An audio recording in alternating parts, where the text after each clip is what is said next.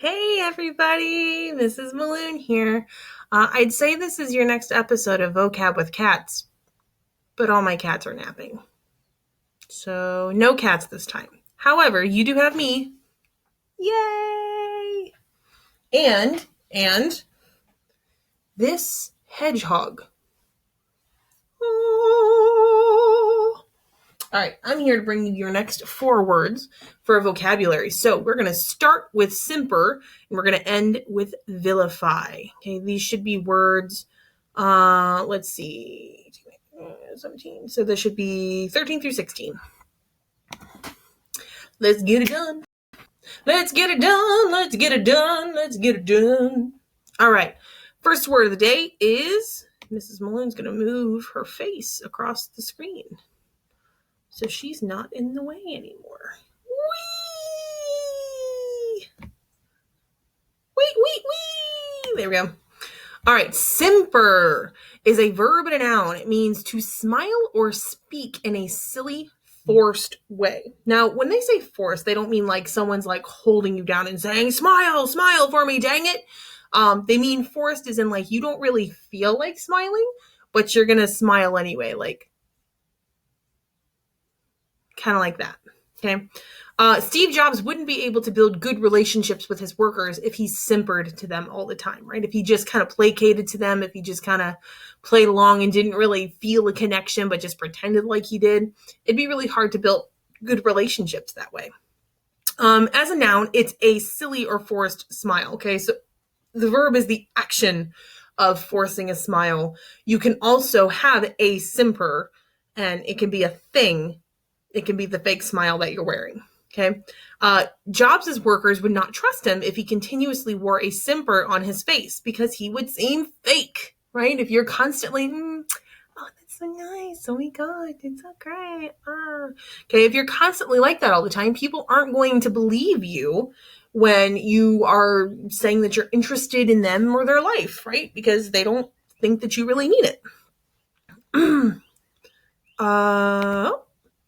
There we go.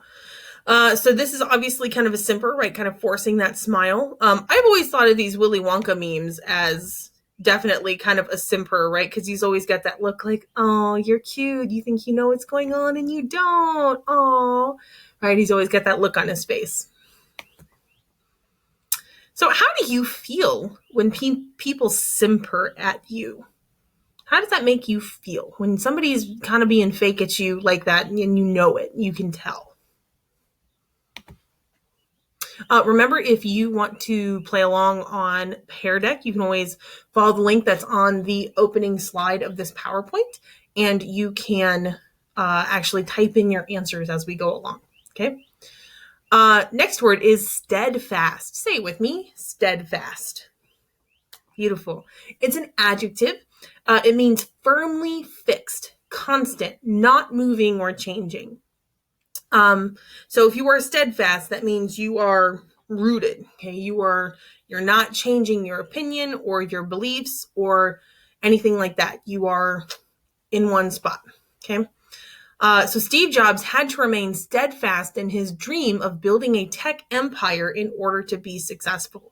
Okay, if he had not been steadfast, if he had faltered, then he may never have been the influential and important person that he was. So here a picture of some mountains. Okay, they're very steadfast, right? They never move. Can't move a mountain, right? It's a big giant chunk of rock and it's there and it's not going anywhere. Technically, yes, you can erode mountains away, but you're not like gonna move the whole stinking mountain, right? It's just itty bitty little bit at a time. Okay. And here we have a lighthouse. Okay. That seems very steadfast, right? With all these big crazy waves crashing against it and it's not moving. It's not going anywhere. That is a very steadfast lighthouse. Of course, my face is right in the middle of where it needs to be. Why is it important for you to remain steadfast about your dreams? Why is it important for you to remain rooted in the things that you truly believe that you want to do with your life? Next word is vaunted. Say it with me, vaunted. Beautiful. Kind of sounds like vain or vanity in a way, and that's kind of what it is. It's an adjective. It means much boasted about in a vain or swaggering way. Okay, so if you are a vaunted student, right, that means lots of people have claimed how great you were and said really great things about you and have complimented you and talked about you in a way that's very complimentary to you to other people. You do not have to do anything to be vaunted, right? You could be boasted about by somebody else without your knowledge, right? So don't think that just because somebody's described as vaunted, that it necessarily means that they're the vain and stuck up one, right? Sometimes parents can talk about their children in a very vaunted way, right? Because they're so proud of their children, they might boast about them or, talk about them in a way that makes them kind of think they're better than other people, or makes other people think that they're better than them. So, you don't have to do anything to be vaunted. Other people can, behave in a way that makes that adjective apply to you. The success of Apple has been vaunted for the past 15 years as they have grown and matured as a giant in the tech industry. Okay, so Apple has always been, winning all these awards and making all this money, and people are like, Apple's the best thing since sliced bread. It's amazing. Oh, I've never seen the greatness of it. I don't really like Apple products, but that might be because I'm old school. I don't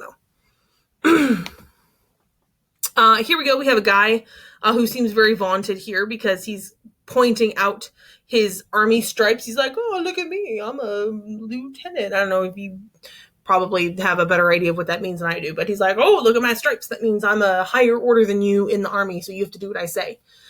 This WWE wrestler is behaving in a very vaunted way.